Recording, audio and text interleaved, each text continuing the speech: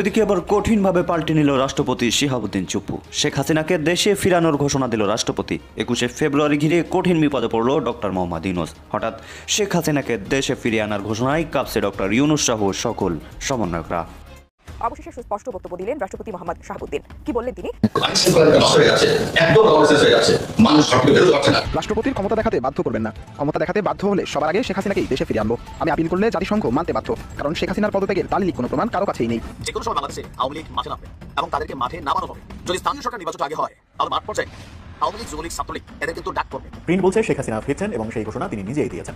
আর শেখ হাসিনা কি? প্রিয় দর্শক, এইমাত্র পাওয়া সর্বশেষ গরম বাংলা সংবাদ। এবার প্রকাশ্যে ডক্টর মোহাম্মদ ইউনূসকে কঠিন হুঁশিয়ারি দিলেন সাধারণ জনগণ। তিনি বললেন, আওয়ামী লীগকে কেউ নির্বাচন করতে ঠেকাতে পারবে না। তবে কি শেখ হাসিনার কপাল খুলতে চলেছে? তো ভিডিওটি খুব গুরুত্বপূর্ণ হতে চলেছে, না টেনে স্ক্রিনের মাধ্যমে পরিপূর্ণভাবে দেখে আসি। তো প্রিয় দর্শক, ভিডিওটি ভালো লাগলে একটা লাইক করবেন আর কমেন্ট করে মতামত জানাতে ভুলবেন না। আওয়ামী লীগকে বাতিল করার মতো এই বাংলাদেশে কোনো লোক জন্ম হয় না। দেশ চালা গেছে শেখ হাসিনা, তারা দেশে আনেন। ওই শেখ হাসিনা 16 বছরে এমন দূষিত হয় না। এই শেখ হাসিনাকে বেসিস বলতে বলতে আজকে দেশটাই বেসিস হয়ে গেছে। এই উগ্রবাদী দলদের বিচার করার জন্য আওয়ামী লীগ ছাড়া এই বাংলাদেশে কোনো দলকে ওদেরকে খুঁজে বাউ করা যাবে না। আওয়ামী লীগ নির্বাচন আসতে পারবে, আওয়ামী লীগ আসতে পারবে না কেন? কথা আমার উত্তর দেয়, ওরা কি এমনই দেশদ্রোহী? এরকম যদি দেশদ্রোহী হয়, এই যে আমার মাথার উপরে মেট্রোটা ভেঙে দেবো, মধ্যে ব্রিজটা ভেঙে দেবো। আমি যদি আওয়ামী লীগ করি, বিএনপিকে সমর্থন করি, কারণ ওরা জাতির উদ্দেশ্যে কথা বলে। রোজার মাস মনে করেন এই তো কামাই কম, চলতে পারি না, কারণ হলো কামাই তো কমই হবে। আমাদের দেশে 94% মুসলমান, আমাদের বাংলাদেশে 94% মুসলমান। মুসলমানের কাজ হচ্ছে না, এটা কোনো ধর্মের ভিতরে এখন মানুষ থাকতেছে না। মানুষ অনেক খুবই উত্তেজনা, এই দেশে কোনো বিচার নাই, একটা ওয়ান বিচারের মতো এই দেশটা চলতেছে। তারপরেও মনে করেন আপনি যদি একটা কথা মনে রাখেন, সারাক্ষণে যদি আল্লাহকে ডাকেন, আল্লাহ কিন্তু শুনে। আপনি আমরা যতই যদি খারাপ বলে, আমরা যদি পাগল পাগল পাগল বলেন, তাহলে কিন্তু আমি লাস্টে পাগল হয়ে যাবো। এই যে মনে করেন আমাদের দেশে দেশ চালা গেছে শেখ হাসিনা, হের আগেও চালাইছে। ওই শেখ হাসিনা 16 বছরে আমরা তো কোনো প্রতিবাদ করি নাই, আমরা তো এমন দর্শিত হয় নাই, এরকম কোনো একটা জটিলতা আমরা তুফের বুঝতে পড়ি নাই।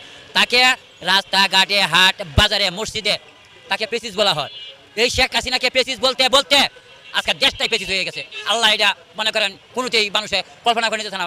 একটা দেশের লোককে যখন আমাকে যদি আপনি পাগল বলেন সারাক্ষণ, ওই পাগল বলে আরেকজন পাগল বলে, আমি একটা পাগলে পরিণত হয়ে যাব। এরকম মনে করেন তাকে প্রেসিস বলতে বলতে বলতে দেশটাই প্রেসিস হয়ে গেছে। বর্তমান মানুষের জ্ঞান থাকার দরকার, কিছু করার দরকার। এখনো সময় আছে।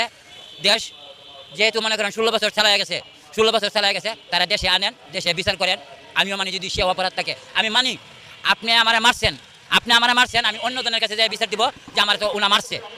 আর আমার যদি বিচার আমি করি, তাহলে বিচার দেওয়ার কোনো জায়গা থাকে না। ছাত্র মরছে, পুলিশে মারছে, ঠিক আছে, পুলিশে উদ্যোতনার কর্মকর্তা মারছে, সাধারণ পুলিশে নিজের ব্যক্তিগতভাবে তো আর কেউ মারে নাই। উদ্যোতনা কর্মকর্তার বিচার নাই, তারা অর্থ পাইল কই? আর যে পুলিশ মারলো 3600, ওই অর্থ পাইল কই? তো মনে করেন কাউকে এরকম খারাপ দৃষ্টিতে দেখা দেবো না। সবাইকে দেশের ভালোর জন্য সবাইকে সমানভাবে দেখতে হইব। সে তো আমাদের সময় এত খারাপ ছিল না। আপনারা কি দেখছেন? আমি 25 বছরে ঢাকা শহরে একই রাত্রে 16 জায়গায় চিন্তা হয়েছে। এই 25 বছরের ভিতরে আমি একদিনও দেখি না।